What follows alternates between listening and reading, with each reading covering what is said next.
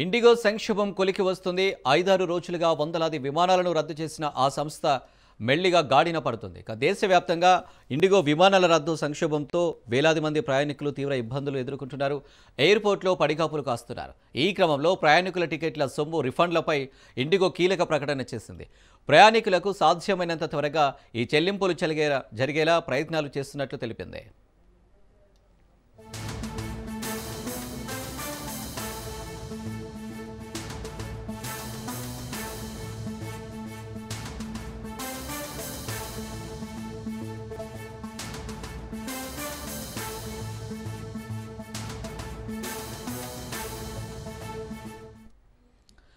ప్రతిరోజు 2300 ఫ్లైట్లను నడిపే ఇండిగో నిన్న 1650 ఫ్లైట్లను నడిపింది. 650 విమానాలను రద్దు చేసింది.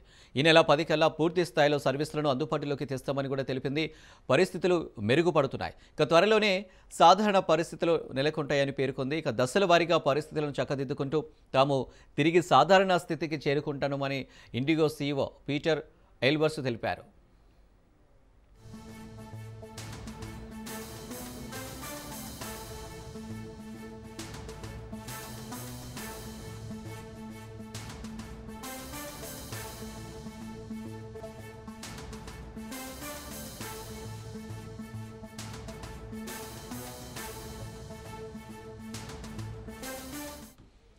అయితే ప్యాసింజర్లకు ఇప్పటి వరకు 610 కోట్ల రిఫండ్ను ఇండిగో చెల్లించినట్టు సివిల్ ఏవియేషన్ మినిస్ట్రీ వెల్లడించింది. అలాగే 3000 లగేజ్ బ్యాగ్లను ప్రయాణికులకు తిరిగి అందజేసినట్లు కూడా తెలిపింది. రద్దయిన ఆలస్యమైన విమానాలకు సంబంధించి శనివారం వరకు 610 కోట్ల రిఫండ్ను ప్యాసింజర్లకు ఇండిగో చెల్లించింది.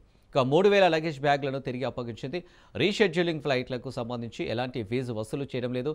రిఫండ్ రీబుకింగ్స్ కోసం ప్రత్యేక సెల్స్ ఏర్పాటు చేసింది.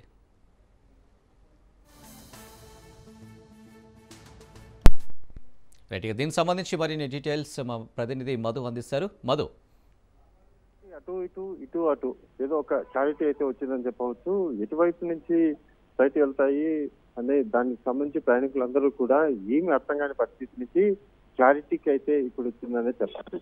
అయితే ఇండిగో విమానం ఎప్పుడైతే దాని మొత్తం ప్రాబ్లమ్ స్టార్ట్ అయిన తర్వాత 4-5 రోజుల పాటు పూర్తిగా కూడా విమానాలు వెళ్తాయా వెళ్ళవా అని చివరికి వెళ్ళకపోవడము, గందరగోళం ఏర్పడము, గొడవలు జరగడము, అనేక మంది తీవ్ర ఇబ్బందులు పడడం అంతా కూడా మంచిది. సో ఫైనల్ గా మాత్రం కదిలాయి. ఇండిగోకు సంబంధించినటువంటి విమానాలు ఏవైతే ఉన్నాయో అవి టేక్ ఆఫ్ అయితే తీసుకున్నాయి. సో ఆల్మోస్ట్ ఇంకా 90% సమస్య అయితే కంప్లీట్ అయిపోయింది.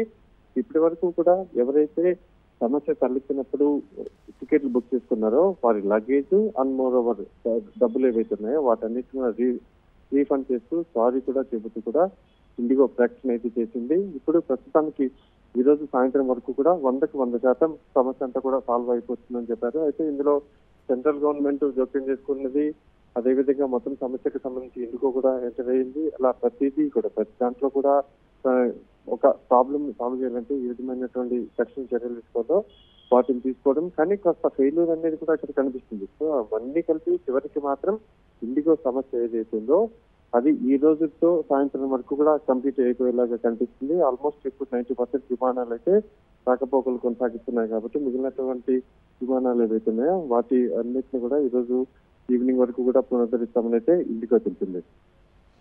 Right Madhu, thank you.